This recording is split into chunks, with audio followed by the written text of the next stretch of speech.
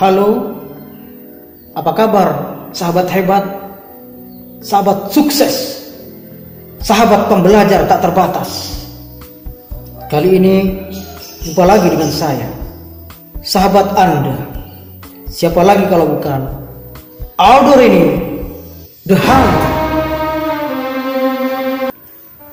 Baiklah, kali ini kita akan membahas sebuah disiplin ilmu, sebuah tema dengan judul metode repetitive power.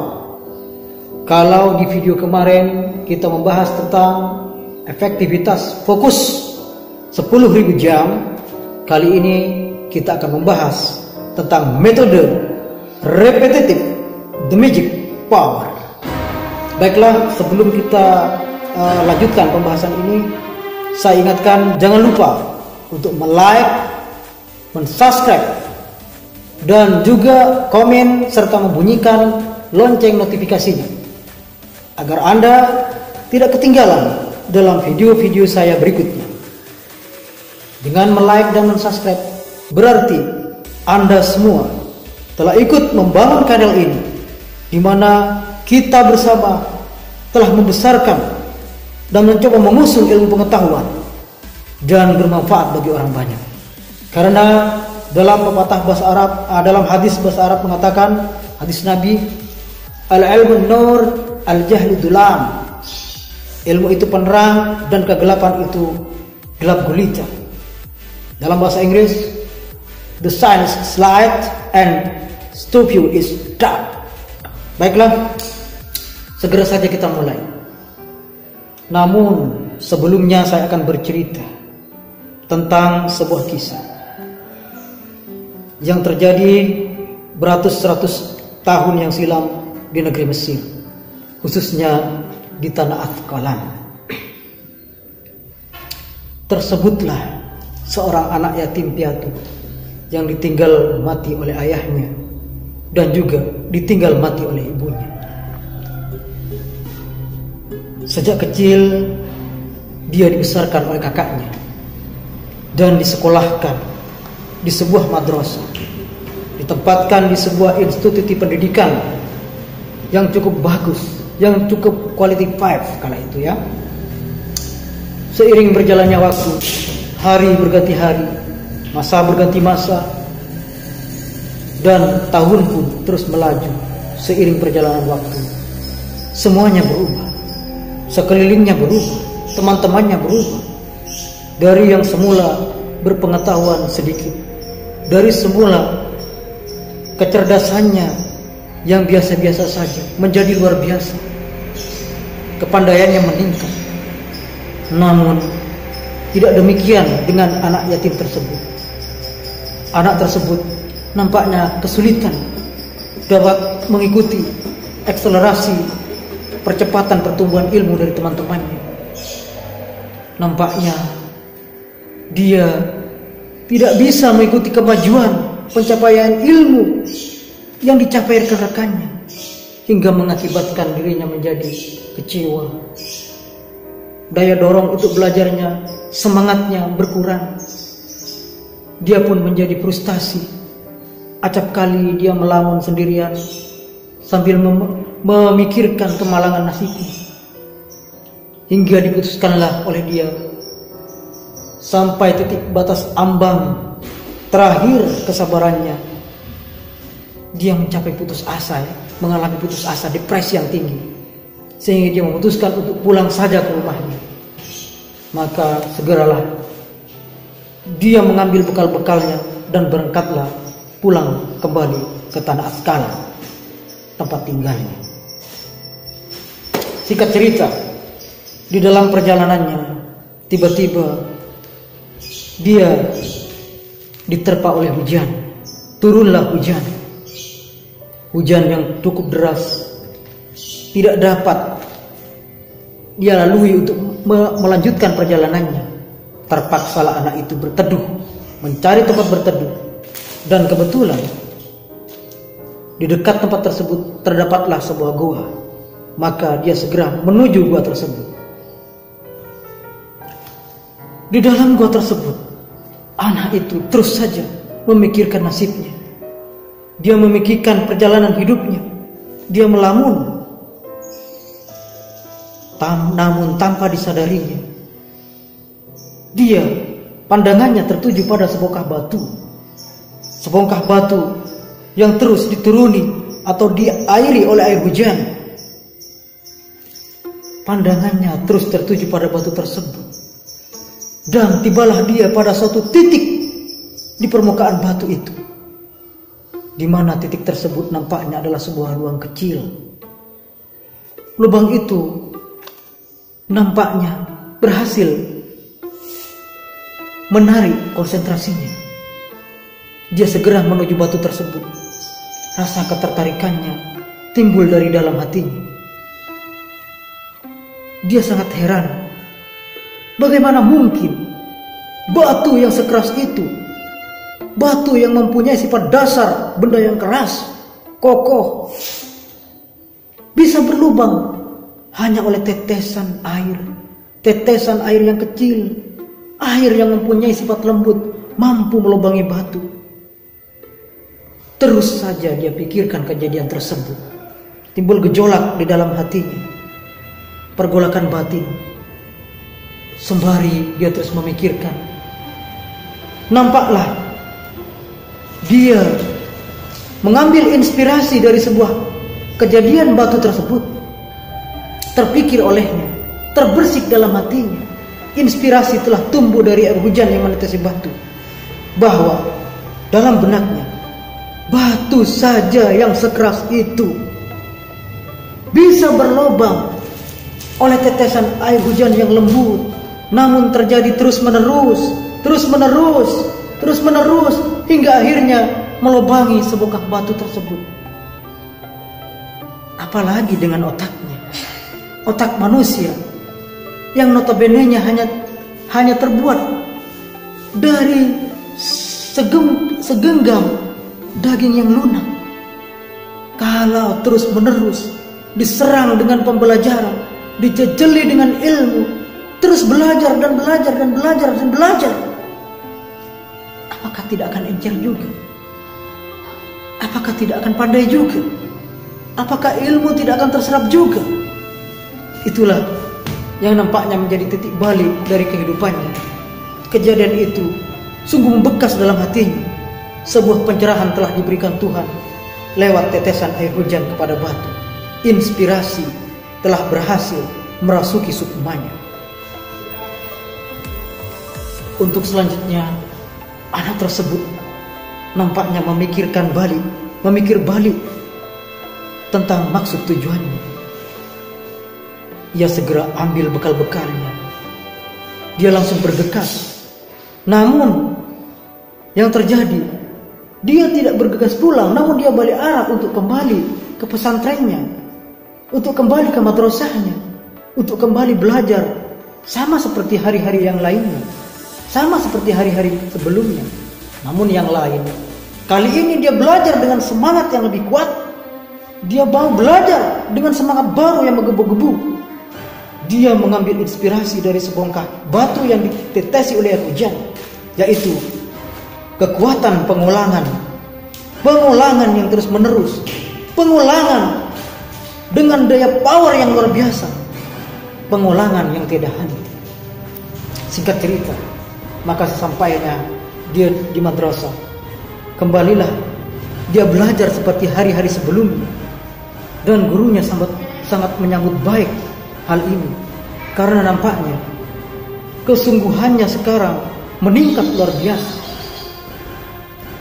Hari demi hari ia lalui dengan belajar dengan kesungguhan tekad dan niat yang kuat, hingga tanpa dirasa hari berganti hari, minggu berganti minggu, bulan berganti bulan, dan tahun pun berganti tahun.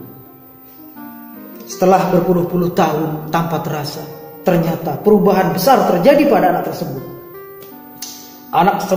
Anak tersebut yang semula mengalami keterlambatan di dalam proses belajar, keterlambatan di dalam proses berpikirnya, sekarang menjadi anak yang cerdas, berubah luar biasa. Dia menjadi seorang alama besar, menjadi ahli ilmu, bahtera ilmu yang tiada tara. Berpuluh-puluh kitab, bahkan beribu-ribu buku, beribu-ribu kitab, beratus-ratus kitab berhasil dikarangnya. Siapakah dia? Dia adalah ulama besar dari negeri Asqalan, dari negeri Mesir. Dialah Ibnu Hajar al-Asqalani. Ibnu Hajar artinya adalah anak batu, ya, sesuai dengan kejadian yang dialaminya. Inspirasi dari sebongkah batu yang ditetesi oleh air hujan. Ya, anak tersebut kini telah menjelma, berubah menjadi sosok luar biasa. Kecerdasannya sungguh-sungguh sangat cerdas, pengetahuannya sungguh sangat berlimpah, hanya dengan kekuatan pengulangan. Kekuatan pengulangan yang terus-menerus yang diperolehnya dari inspirasi dari tetesan air hujan yang mengenai sebongkah batu.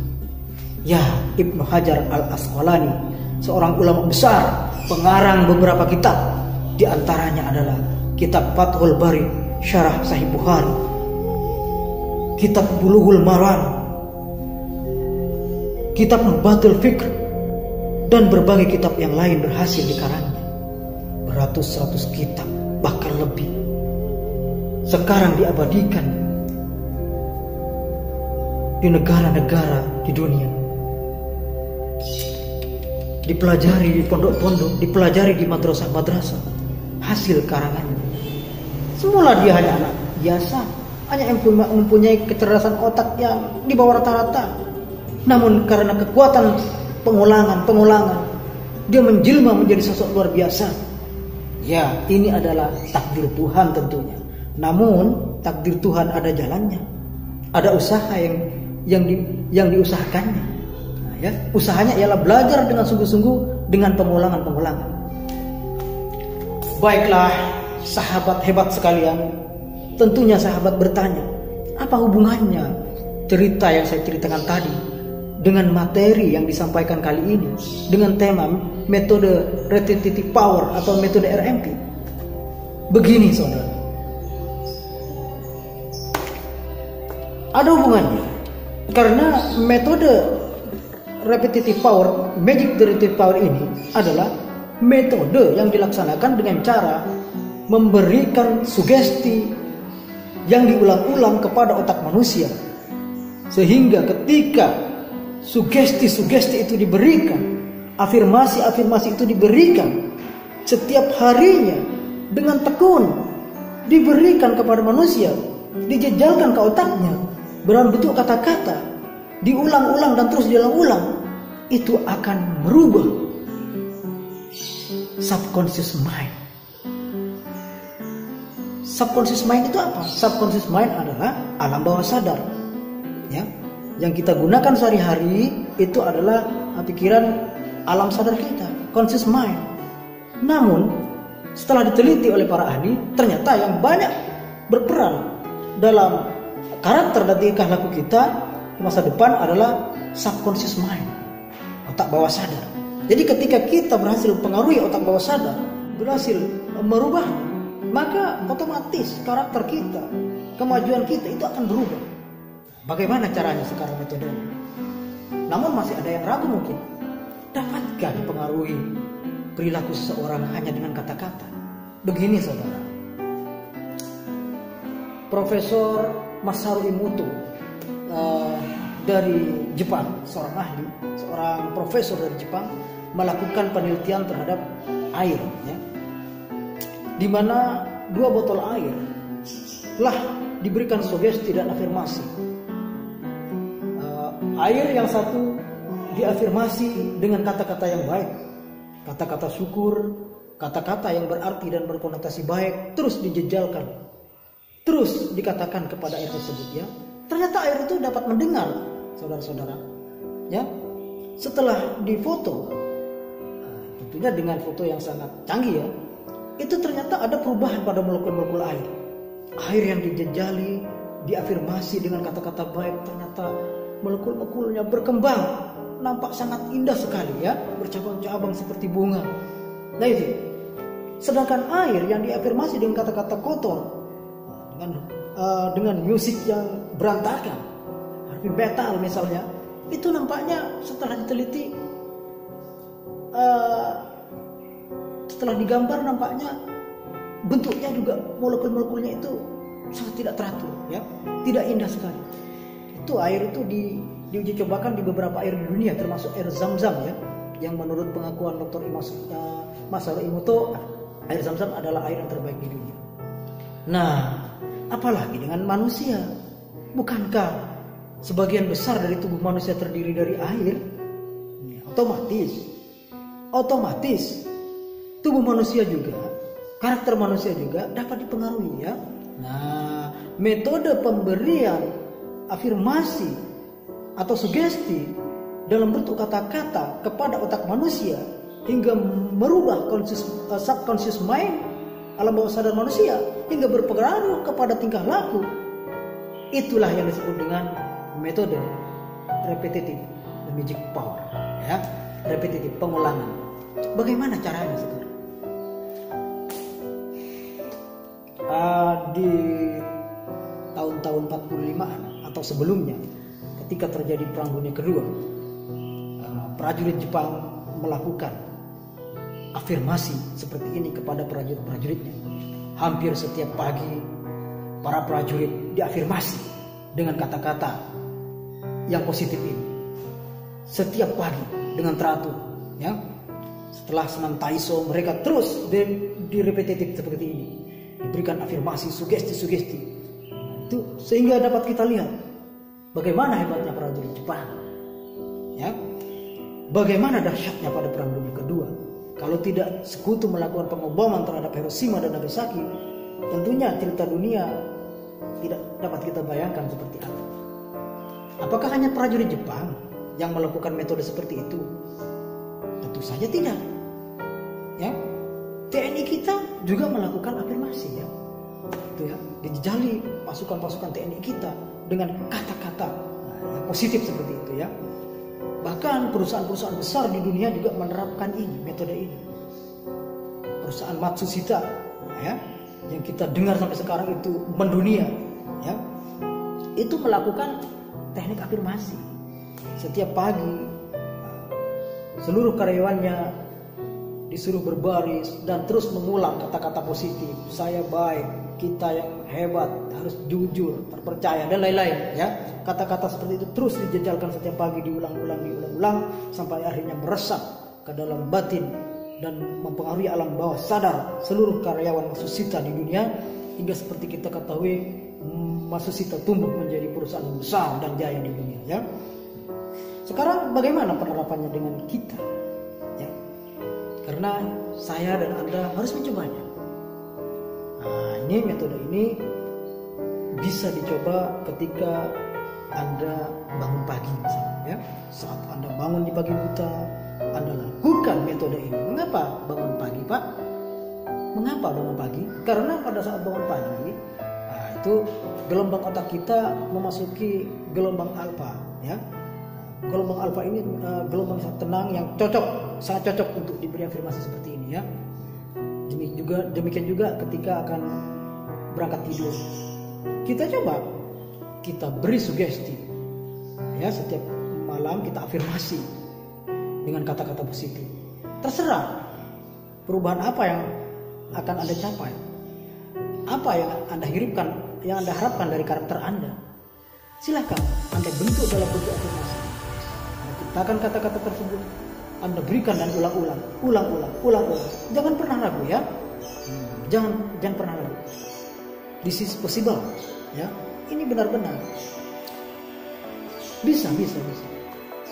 Jangan pernah ragu. Kita coba saja. You can achieve what you want. Anda dapat menjadi apa yang Anda mau. Ya, silakan mencoba. Saya mengajak Anda, sahabat saya, sahabat hebat, sahabat pembelajar yang luar biasa, untuk menerapkan. Mulai besok pagi kita coba. Thank you, terima kasih dari saya. Jangan lupa subscribe. Assalamualaikum warahmatullahi wabarakatuh.